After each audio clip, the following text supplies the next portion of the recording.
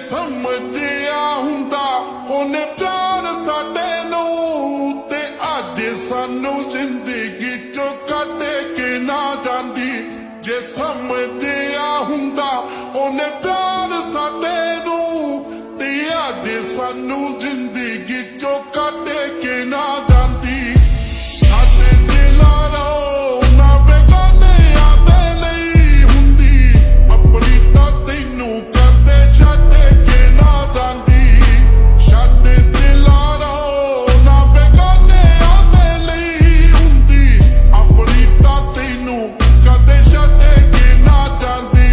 ਓਏ ਛੱਡ ਕੇ ਨਾ ਜਾਂਦੀ ਸੱਚੀ ਛੱਡ ਕੇ ਨਾ ਜਾਂਦੀ